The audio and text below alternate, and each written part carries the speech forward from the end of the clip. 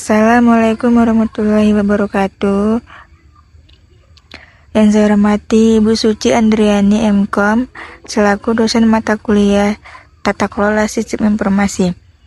Kami dari kelompok 3 ingin menyampaikan hasil diskusi kami yang berjudul ISO atau International Organization for Standardization. Baiklah, sebelum masuk ke materi, alangkah baiknya saya akan memperkenalkan terlebih dahulu nama-nama anggota kelompok saya atau anggota kelompok 3.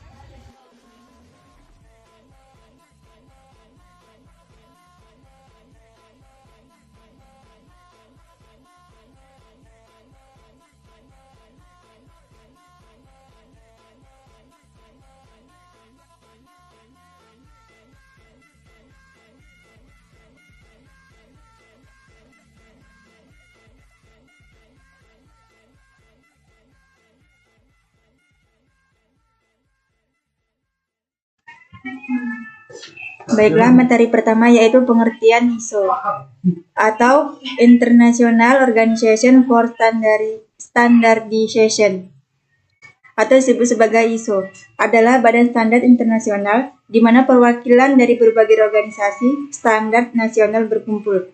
ISO adalah organisasi non-pemerintah yang didirikan untuk menghasilkan standar internasional yang dapat diterapkan oleh industri dan sektor di seluruh dunia. Meskipun begitu, banyak anggota ISO berafiliasi dengan pemerintah atau memainkan peran penting dalam penetapan standar nasional. Materi selanjutnya akan dijelaskan oleh teman saya. Baiklah, masuk kita ke sejarah ISO. Sejarah awal ISO ditandai dengan upaya negara anggota untuk menyatukan standar nasional yang berbeda.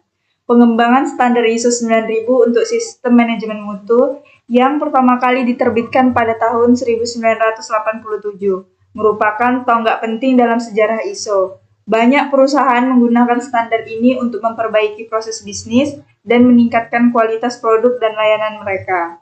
Masuk kita ke tujuan ISO. Ada beberapa tujuan. Yang pertama, mengembangkan standar internasional. Yang kedua, meningkatkan kualitas dan keamanan produk dan layanan. Yang ketiga, mendorong inovasi dan efisiensi. Dan yang terakhir yaitu mengkoordinasikan standar nasional. Baik, selanjutnya akan dijelaskan oleh rekan saya. Selanjutnya saya akan menjelaskan tentang struktur organisasi ISO. Yang pertama ialah General Assembly atau Majelis Umum. Majelis Umum merupakan badan tertinggi dalam struktur ISO, memiliki perwakilan dari semua negara anggota. Yang kedua ialah Council atau Dewan, yang terdiri dari anggota yang dipilih dari negara-negara anggota, berfungsi di bawah Majelis Umum dan bertanggung jawab atas kebijakan dan pengawasan operasional ISO. Yang ketiga adalah Technical Management Board atau TMB, bertanggung jawab atas koordinasi teknis di ISO. TMB mengawasi semua pekerjaan teknis yang dilakukan oleh Komite Teknis, TCS, Subkomite atau SCS, dan Kelompok Kerja atau WGS. Oke, yang selanjutnya yang keempat ialah Komite Teknis atau Technical Committee atau TCS adalah pusat proses pengembangan standar, terdiri dari pakar dan perwakilan dari industri, pemerintah, dan organisasi. Yang kelima adalah Subkomite atau Subkomites atau SCS untuk menangani sub bidang tertentu. SC dibentuk di bawah Komite Teknis. SC memungkinkan pembagian tugas yang lebih khusus dan mendalam dalam proses pengembangan standar. Yang keenam ialah kelompok kerja atau working groups. Working groups dibentuk untuk tugas-tugas tertentu di bawah TC atau SC. Anggota WG terdiri dari pakar yang bekerja pada pengembangan standar tertentu. Oke, selanjutnya Sekretariat ISO atau ISO Central Secretariat berfungsi sebagai pusat administrasi ISO. Sekretariat dipimpin oleh Sekretaris Jenderal ISO yang bertanggung jawab atas operasi sehari-hari organisasi. Dan selanjutnya Presiden dan Wakil Presiden. Presiden ISO dipilih oleh Majelis Umum dan bertanggung jawab atas kepemimpinan strategis. Wakil Presiden membantu Presiden dan mengawasi topik tertentu seperti kebijakan, keuangan, dan hubungan eksternal. Oke, selanjutnya dijelaskan oleh teman saya. Selanjutnya, saya melanjutkan yaitu peran ISO. 1. Peran komite dalam ISO. Yang pertama yaitu General Assembly. Lalu, Council. Yang ketiga, Technical Management Board atau TMB. Selanjutnya, Technical Committees. Lalu, Subcommittees atau SCS. Selanjutnya, Working Group. Yang kedua yaitu peran anggota dalam ISO, yaitu member bodies atau anggota penuh.